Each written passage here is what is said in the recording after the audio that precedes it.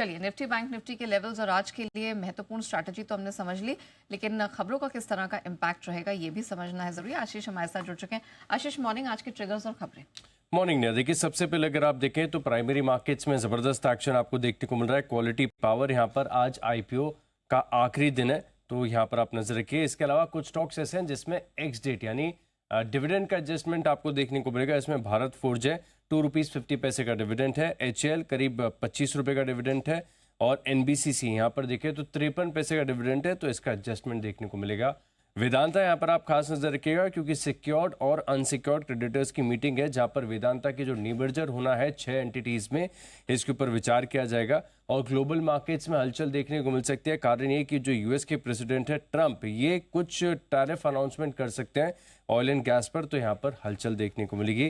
Quality power की बात की, आज आखिरी दिन है, लेकिन अगर आप डे 2 का अपडेट देखें तो थोड़ा सा सुस्ती रिस्पॉन्स देखने को मिल रहा है। अब तक पूरा नहीं बढ़ा है, करीब 83% सब्सक्रिप्शन देखने को मिला है। हालांकि रिटेल कैटेगरी में देखें तो 1.07 टाइम्स का सब्सक्रिप्शन देखने को मिला है। एनआई 1.1 टाइम्स और क्यूआईबी ये करीब 62% बढ़ चुका है। नतीजों में अगर आप देखें तो एबीबी इंडिया, इसके Q3 नहीं Q4 के नतीजे हैं, तो यहाँ पर आप फोकस करके चल सकते हैं।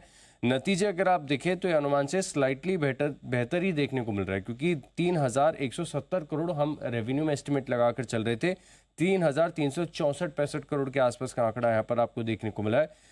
एबिटा की बात करें तो यहाँ पर एस्टिमेट था हमारा 574 करोड़ का, 657 करोड़ का आंकड़ा देखने को मिला है।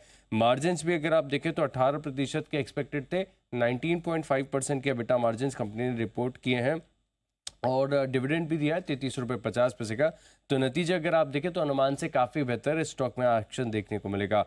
भारतीय एयरटेल यहाँ पर आप फोकस रखिएगा। खास कारण ये है कि आज जो इनकी प्रमोटर ग्रुप की कंपनी है इंडियन कॉन्टिनेंट इन्वेस्टमेंट्स, ये करीब 0.8% हिस्सेदारी 7,995 करोड़ में ब्लॉक डील के माध्यम से बेचेंगे। और फिलहाल के लिए अगर आप देखें तो इसके बाद 180 दिनों का लॉक इन हो जाएगा। करीब इनकी जो होल्डिंग है ये 3.31% है। अब बात करते हैं उनो मिंडा की, तो यहाँ पर देखें तो बोर्ड ने एक जेवी का अनाउंसमेंट किया है, जहाँ पर अगर आप देखें तो इससे 4 व्हीलर और पैसेंजर व्हीकल CV EV ये प्रोडक्ट जो बनाएंगे, इसके चलते अगर आप देखें तो ये जेवी का करार किया गया है। चॉइस इंटरनेशनल स्टॉक के लिए भी अगर आप देखें तो पॉजिटिव और अच्छी खबर है। कारण ये है कि एरिट कैपिटल सर्विसेज के साथ इन्होंने करार किया है, जहाँ पर ये पूरी हिस्सेदारी खरीदेंगे और तकरीबन ₹103.65 प्रति शेयर के भाव पर 36 करोड़ में ये हिस्सेदारी खरीदी जाएगी। GABAR एयरपोर्ट्स यहाँ पर भी आप नजर रखिएगा, क्योंकि जान में अगर आप देखें तो पैसेंजर ट्रैफिक जो है ये करीब 2% घटा है। और एयरक्राफ्ट जो मूवमेंट है इसमें भी 1% की गिरावट देखने को मिली है।